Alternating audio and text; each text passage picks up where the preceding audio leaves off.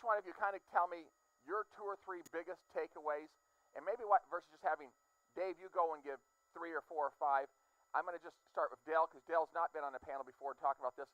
Give me one, and then we're going to float there, and then we'll float back this way. So give me your biggest takeaway.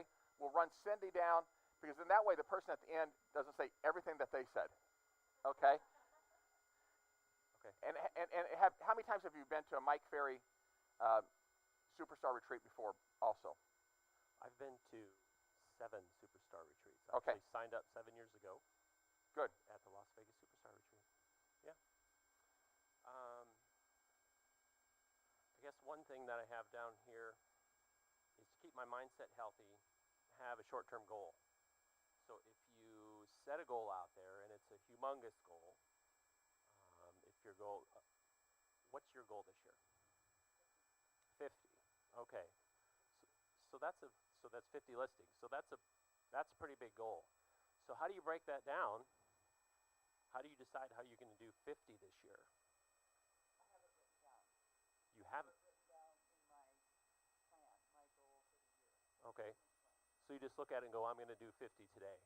I break it down weekly and monthly. So you break it down by the month. So how many do you want to take in a month? 6. How many do you want to take in a week? 2.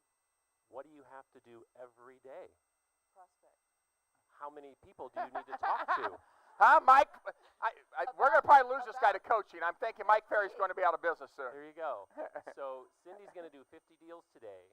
And all she's 50 deals this year, 50 listing deals this year. And all she's going to do to hit those 50 is to talk to 15 qualified people today. So that's my first point. Good. That's great. Thank you. I wrote down a bunch of little odd things because this particular Superstar Retreat was all about listings. It was getting listings. If you were a buyer's agent or like to deal with buyers, this was not for you. So one of the things that, and I'm going to, in no particular order, that I thought was really interesting, one of the agents said this: do what you fear. Death of fear is certain. So those of you who are here, if you're afraid of door knocking, if you're afraid of cold calling, if you're afraid of doing any of these things, let's say you're afraid of calling, come in someday, shut yourself in an office, and pick up the phone and dial it as many times as you can. By the end of the day, you won't fear it anymore. That's good. That's good. And by the way, starting last week, we're starting to record sales meetings, and we have sent that off to, last week we sent it off to a number of agents that weren't here. So if you guys want to re-see these things, talk about it. Or grab Brooke, and we'll get it out to you. Right, Brooke? Perfect. Charlie. I'm going to quickly say something because Deb's not here. Deb was up on stage at the retreat, and she spoke so eloquently about not knowing what people's stories are. You see really successful people, really successful agents, and you think, gosh, their life is really easy, it's really super, and you don't know kind of really what's going on in the background. And a lot of times people who you think are way beyond your ability are really having some tough times in the backside of their life, but they come in and they prospect every day. And so that was pretty inspiring to hear, so I kind of want to thank Deb. And that really comes back to mindset, right? Right. Everybody has issues and things that they're dealing with in their life. It's how do they project that in their business? Right. And I kind of want to tag just quickly on what Cindy was saying about fear. If you do what scares you the most, that will make you the most profitable. So go get yourself scared.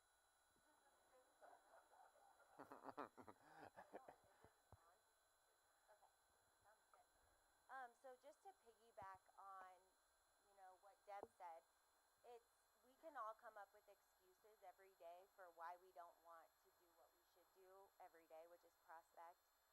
So it really comes down to consistency and just getting your morning schedule, just first thing in the day, do it, because we all get busy and there's always things that come up, but really nothing's gonna fall apart between 8 and 10 in the morning. So if you can get it done early and just do it, then you can move on with your day. Rachel, part of that is if you get it done early in the day, it allows you to minimize the number of excuses you can make throughout the day, right? Correct. If you have it plugged in there at 3 to 5, so many things are going to come up between when you get up and 3, it's a lot easier to make excuses. Is that part of the reason there? Yeah, and so another thing, he really did focus on mindset because he feels we're coming into a downturn in the market. And so just making sure that we pump that positive energy into our mind every day. We see people at their worst. We see them when they're stressed out.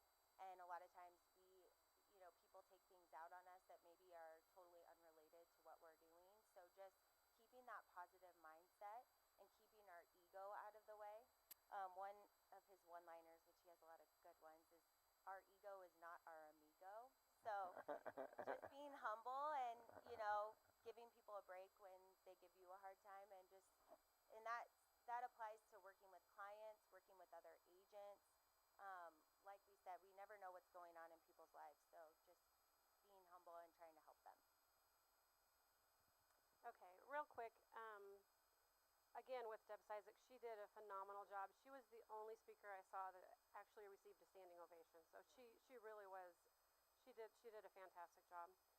Also, when Cindy talked about the phone can be terrifying for a lot of people. People dread it, they put it off, but if you make that they say the first phone call is the scariest. So if you make that first phone call to someone that you know or you trust or you know they like you, that kind of sets the pace off on a better foot, I guess, to continue making those phone calls. So that was one thing I remember hearing. But I guess the one thing that I want to mention is learn to say next. We all have those clients that can be difficult. We have the neighbors and friends that list with somebody else. We have the deals that go sideways, and all of these things can bring us down. And really, you just can't let that bring down your week or your month or your year, because we do get emotionally tied up in these deals sometimes. And just learn to say next and keep your head up and look for the next one. Cindy, Charlie, Dale, some of you guys have been going to Mike Ferry for a long time. And I would say the bigger point on even say next is one of the things Mike and almost any good coach is really teaching you is fill your pipeline. Because if you have 10 people in your pipeline or 15 people in your pipeline, losing one deal, because you're going to lose deals on occasion, hurts a lot less, right? I mean, would that not be an underlying theory of Mike is if you continue to prospect, this is a numbers game. Some things are going to go wrong. But if your pipeline is full because you continue to prospect even when you're busy with your business, it's going to be much easier to say next, and it's going to hurt less. Doesn't mean and when it doesn't hurt at all, you've got to do a gut check and say, do I still love what I'm doing in this business? And if somebody's really bringing you down, if they're just draining your energy, don't be afraid to cut ties with that one and put your energy on other deals. Dave, give me 2. Okay. I'm getting water. I'm listening to you, though. The first one is on consistency. This is kind of like one of his one-liners. The winners do the right things consistently. The loser will do some of the right things inconsistently. And then the other thing, this piggybacks on some of the folks. Dave, talk louder. Most distractions. Thank you. Most distractions are self-imposed. The top agents that produce at high levels, they have the same challenges that we do. They have a lot of stuff going on in their lives. They have the same crazy clients, everything else. When a deal goes south, you have to get over it quickly. And I know that's been repeated, but it's worth repeating because it contaminates your mindset. So I think that's very important. Questions from anybody? And by the way, anyone has any questions throughout this process, when someone's talking about something, raise your hand, please. Go ahead. Okay, the next thing that I heard a lot about is practice. They say practice like a professional. Professional athletes and so forth, everyone has a coach, but he really stressed that you need to practice. Mike Ferry said that he did 500 free seminars before he actually got paid for a seminar. And there was somebody that was on the panel that mentioned going to Cirque du Soleil, and afterwards they stuck around and were asking questions to some of the acrobatics, I guess. And they asked, what is your salary? How much time do you practice? All of these different things. And their response was, these people were making $80,000 to $120,000 a year, but they were practicing for 8 hours a day, doing 2 shows an evening. And Mike, I guess what came up out of that was, just imagine if you practiced 8 hours a day. If you spent 8 hours a day prospecting or learning your scripts, and you wanted 2 listing presentations every night, Just imagine how much money we could make. And that was one of my points too. So basically he said, the sellers give us the same objection. So learn how to handle the objection. And most of the time they're asking questions because they want you to think that they know what they're doing. So they don't know the answer to the question. So as long as you answer it confidently and, you know, they're basically it's just getting you one step closer to getting that listing. So don't be afraid of the questions. He also said, be prepared for every situation that could come up in the listing presentation. So he was really focusing on make sure you're practicing, you know, whatever you need to work on, practice it for 30 minutes a day. Make a small commitment to get better in the long run. And know the market like the back of your hand, because that will give you confidence. If you practice and you know the market, then there's no reason why they shouldn't list with you. Okay, so, gosh, there's so many. One thing Give a couple. about that Mike said about consistency is, again, and Rachel talked about it, get your morning routine set. And he started with the first time you hit the snooze button in the morning is the first lie you tell yourself that day. So set your time and get up and be I've lied twice today. I don't like these panels as much as I used to. And the other thing, and we've talked a lot about, you know, what changes that are happening in the market, and, you know, we're seeing some correction, and the quality is going to flow to the top. You'll make a lot of money by going the extra mile with your clients, so create an extra mile. Find one more thing you can do of value for them that they're going to appreciate, they're going to talk to other people about, and then they're going to make you stand out against your competition. So go the extra mile. To get more business, you have to have great customer service. That was one of the things that he pressed a lot at the retreat. One of the other things that I wanted to bring up, and Tammy kind of touched on this, is let loose of your past so it doesn't affect your future. We all have a past. We just have to let it go. The faster you let it go, the easier it is for you to move forward and have a more successful future. The other thing that I find, and all of the things that they're saying are things that I had, some of them written down, but attitude and mindset, the choice is always ours. We are the ones that set our own attitude and our mindset. And without attitude and mindset, you might as well set the snooze button. I know Shelley Klemke, because we were trying to get, because we had some of you last time, we were trying to get Deb, who wasn't on the panel last time, Shelley, who wasn't on the panel last time, and a third person, I'm drawing a blank on who it was, but they were all tied up doing other things. Shelley had shared with our mastermind group a set of quotes that he had gave that were all, she says, this is not actually even Mike Ferry-like, because he was so positive in his affirmations. I don't know if that's what she said or not. Did anybody have those or to share? Because I would love to have someone share those if you do have those. One of them It was like about 8 quotes, yeah. yeah. It was about 8 quotes. One of them was the past, get rid of your past. Another one was don't pay attention to what others think of you. It doesn't make, it's not important. Delete it. I can't remember all of them, but they were really great. They were. So I will try to get those. Brooke, let's make sure we get those from Shelley. I have them. Okay, get those from Cindy, and let's send those out to everybody, because I thought they were really positive, focused mindsets that are really important. Because I agree, as we talked last week, we clearly, Mike Ferry and I agree that we are clearly heading in, if we're not already in, a correction.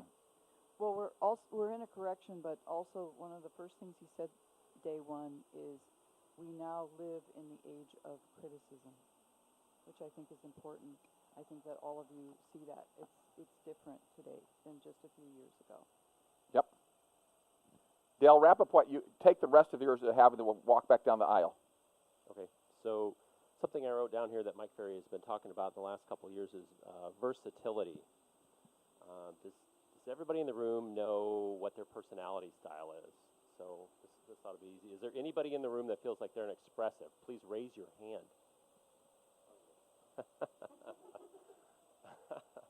So there you go. So expressives are usually pretty excited. You get a couple of woohoos usually in the room. But if you know your personality style, If you can convert that personality style when you come across somebody who's very analytical, can you slow yourself down as an expressive to talk to that person, or somebody who's very amiable? So the first thing I would say is go out and figure out what kind of personality style you are, and then try to put yourself in those other people's shoes when you go into that listing appointment and that person is super amiable and doesn't know what to do. And if you can convert yourself, you're going to take a lot more listings. Yeah, and there's a zillion personality. Just go online and you can pull up any of these personality traits. Deb Cizek's talked about this before, is that you've really got to be able to get along with all different types of personalities, just not your personality. So if I'm talking to somebody that's an accountant that's going to move slow and analyze everything, I got to figure out how to slow down. So that's the reason I probably would never get a listing from an accountant, right? But you've got to understand the personalities of the people you're dealing with, because not everybody's going to be like you. So you've got to be cognizant of their personalities also. One more from me? Yeah. Okay. Create accountabilities in your life. So I was just talking to Cindy here about how she's doing. She wants to make sure that she makes 15 good phone calls today, and I'm guessing she has 2 or 3 people behind her that's going to check up on her to say, did you do that today? Did you do that today? And that will help you be successful. Does everybody up there have an accountability partner? And are you also in an accountability group within Mike Ferry? So that's one of the things I think everybody should walk out of here today and think about, because most of you in the room do not probably have an accountability partner. We sit down with teams and individuals and we talk about getting that person to hold you accountable on a daily basis, which is encourage you to tell you, here was the action items I have, here's the action items I did. And I think, Cindy, you do that in a very simple text message at the end of each day, right? So maybe when it comes back to you, kind of talk about what you do from that accountability perspective. And I think you've done it with an individual and a group. I have a accountability partner in California, and we talk each day. She tells me what she's going to do. I tell her what I'm going to do for contacts, or if we have listing appointments, that type of thing. But I have to tell you a really funny story, because the first coach I ever had with Mike Ferry made me accountable by saying that each day I didn't do my calls, I had to write Deb Cizek a check for $100.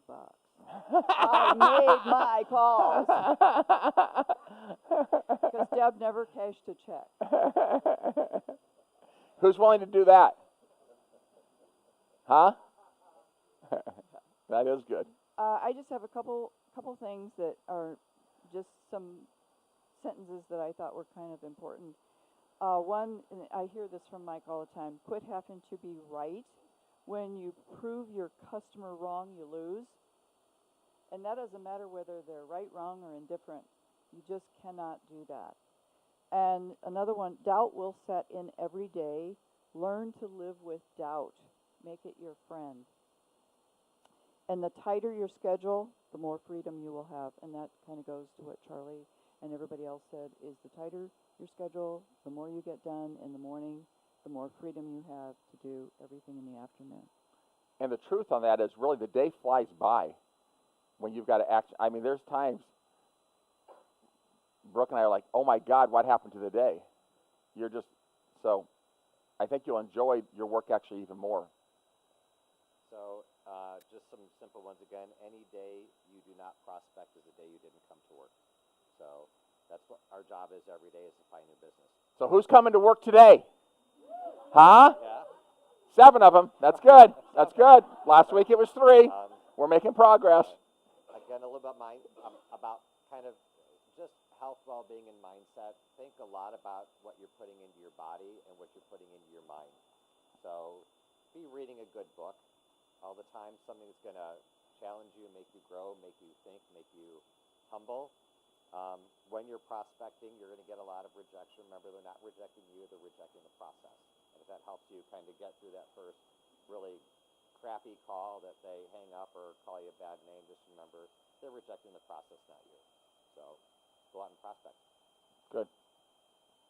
One thing that I need to work on is overcoming complacency. So that he focuses a lot on that, and complacency is a disease of the human spirit. So try to think bigger. We're so blessed to be in this wonderful business where we can set our schedule and make the kind of money that we make. So just try to start every day at zero. So that's one of my main focuses.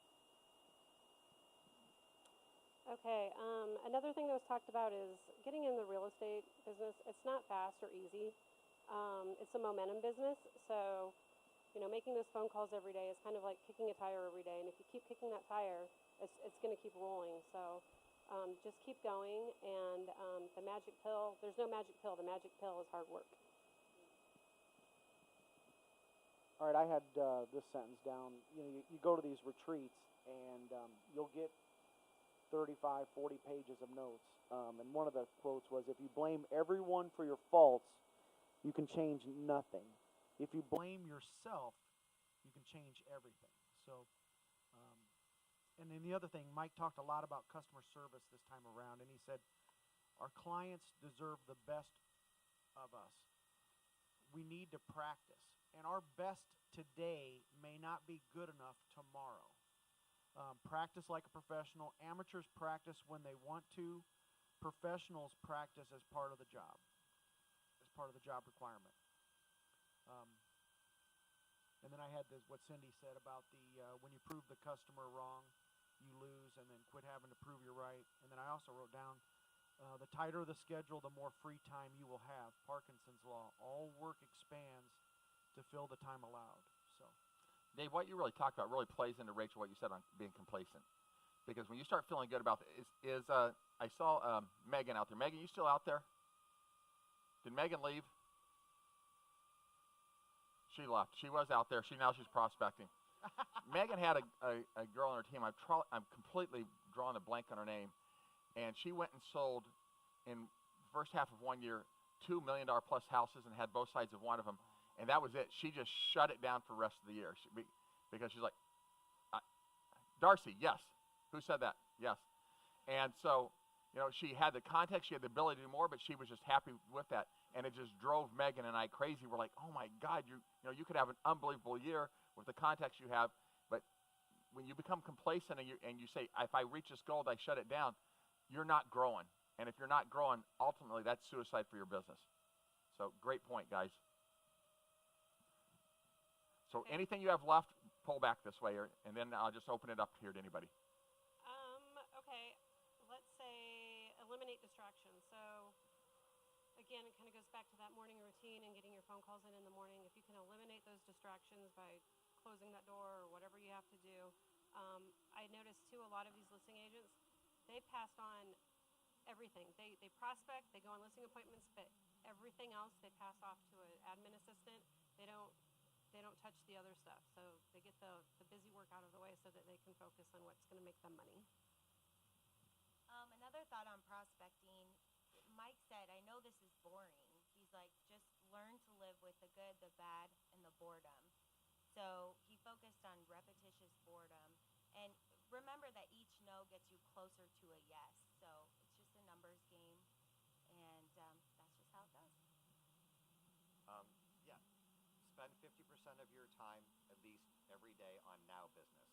So start your morning with business you're going to get now. And if you have time in the afternoon, then start prospecting for future business. So hit your high-quality, motivated leads in the morning, and then in the afternoon, call your sphere of influence to start prospecting for future business.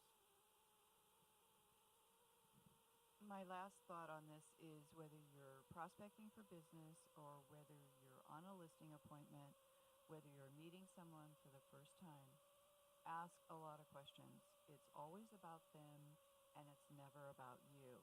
If you want to find out what's bugging somebody on a listing, why they won't sign, ask more questions. If you're talking to a customer and they won't buy the house that you have in front of them that is exactly what they want, ask more questions.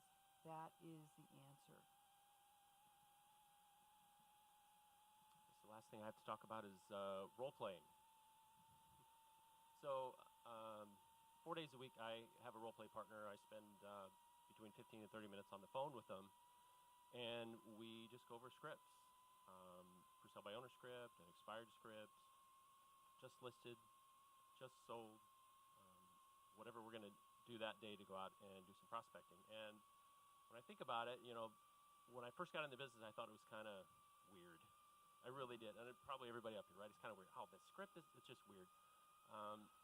But the more I listen to Mike Ferry about it, the Philadelphia Eagles will run the same play 50 times in practice. It's a script for them, right? Hut, hut, hike, and away they go. It's just something they've done 100 times. They don't have to think about block left, block right. They just do it. So they're a professional. They do it. We're talking about the Cirque du Soleil. They practice 8 or 10 hours a day. It's just a script for them. They do it over and over and over. So when it's performance time, when it's go time, when it's listing time, we know what to say. We don't have to think about what not to say. Guys, questions from the audience, please. Anything out there?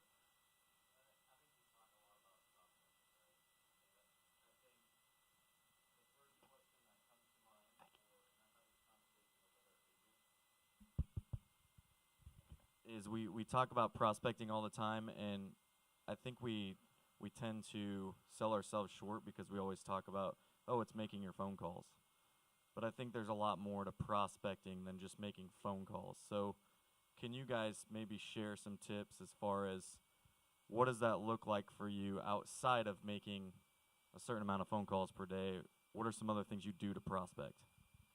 Yeah, that's a good point, because there's a lot of there's a whole array of different types of things you can prospect with. One of the things that he brought up in the retreat, and I think this is really important, is you just have to let everybody know that you're in the real estate business. How many times have you not told somebody that you were in the real estate business and they listed their house with someone else because you just neglected to tell them? That is prospecting. That's lead generation. You go to the grocery store, you go to the pharmacy, you go anywhere, you tell everybody you're in the real estate business. Another problem with that too is you sell all price ranges. Remember that, because some people think, oh, you only work in a certain price range. In Omaha, Nebraska, you work all price ranges. Anybody else on that? Can you expand upon what different types of prospecting you do outside of making phone calls? I was door knocking. I've door knocked every Friday for the last 3 weeks, and I've door knocked around a new listing. It's easy to talk to 20 people just to ask them who do you know that wants to move in the neighborhood? How long have you lived there, and when do you plan on moving? It was kind of a just listed door knock. I just listed this property. Okay. I think also with networking, if you are in some networking groups and just sending referrals to other people or hitting up your referral partners for more business as well. Anyone who's in the sales business, they want you to think of them when you have a security referral or whatever. And so going back to them and saying, okay, I've given you, 4 people, who do you know that wants to buy or sell? So hitting those people. I'm going to let Joe go first, and then I'll bring it back up there. So I know you hit on, letting things go when when things get rough. One of the things that my coach talked about, I don't know if they talked about this very, is putting the good stuff in so that you get the best out. If you're fortunate like Vince and you have a super fancy car, you don't put 87 octane in it, to drive it really well, right, Vince? No, you don't. Buy the good stuff. So, one of the things that I don't know, I found really helpful, and I don't know if you guys do this, but is getting a good workout in, certainly, treating your body right, feeding yourself well, and stuff like that. And I found that when I have ebbs and flows in my business, a lot of times it correlates to how much exercise I'm getting or how well I'm treating myself. And it also certainly affects my attitude towards the business. So I'm just curious what you guys do, to keep that going, because that's in our business and the ebbs and flows we have, it is tough to keep that routine solid as well. Anybody? Well, I listen to Mike Ferry on demand as I get ready in the morning. So, and then I role play from 7:30 to 8. So just trying to keep those mindset things. I wouldn't say my diet is great, but I do exercise, so that helps. I'm working on that. I used to be really good, but I need to work on my routine. But that did get talked about. It did get brought up. And it's a competition. I mean, you're even talking about meditation in the morning, listen to Mike Ferry in the morning, listen to Darren Hardy in the morning. So it's mindset, it's body, it's input, it's food, it's all of those type of things, and they do have a direct relationship to your productivity. Just don't listen to the news. Yep. Back to the prospecting thing, like what Ryan said, and Ryan and I were just talking about this last night when we were out flocking with the flamingos, but Shelly Klemke isn't here, but I just remember, I'm like, dude, why do you get so many packages downstairs? If you've seen the mailroom, she constantly is getting packages, because everything she gets invited to by a client, a jewelry party, a pampered, anything, she goes to meet people, and I'm sure she still does it. I'm sure Megan still does it. That's one of the things. I've been to 2 or 3 one-year-old birthday parties this year from just clients, because you know what? They have other friends who are having babies and need to move.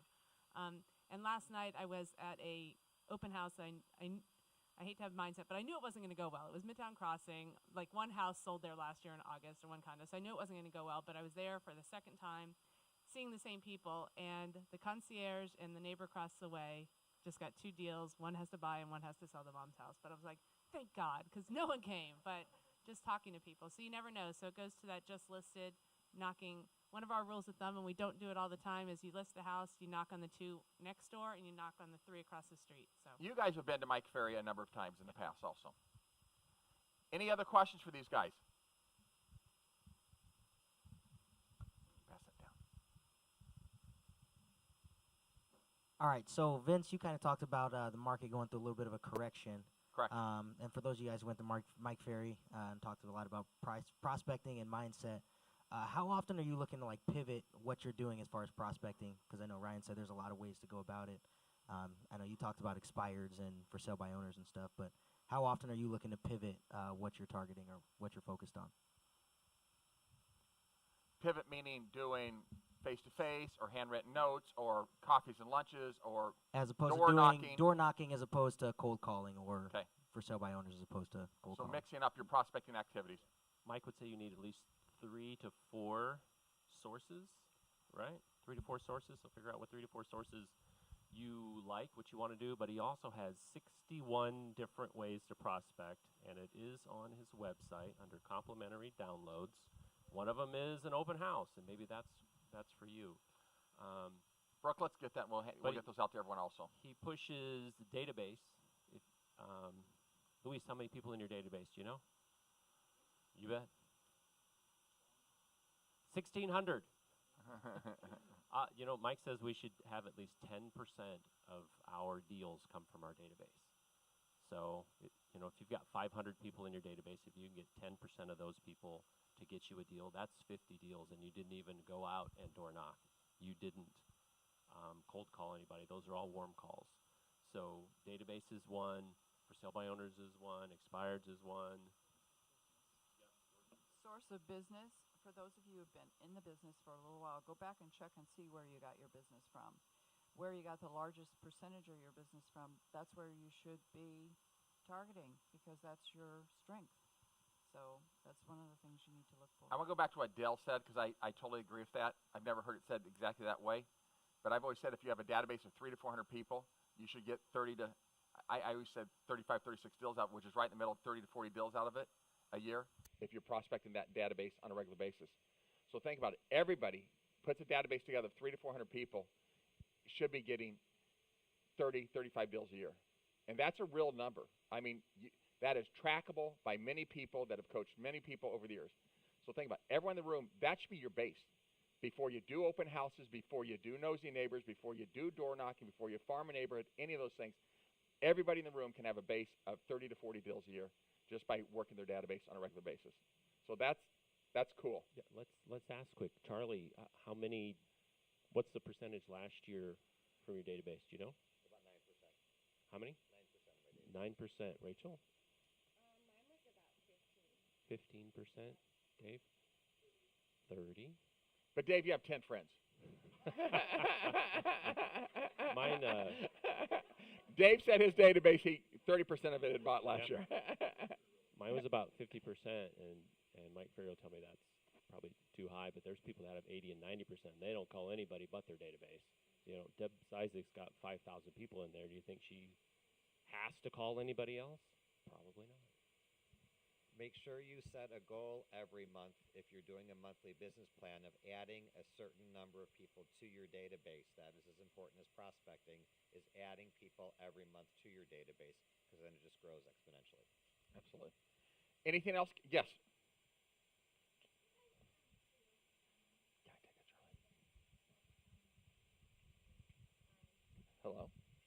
Hello, everybody. Do you create an event like I went through the Buffini course and learned about business mixers, and so that's been real profitable for me.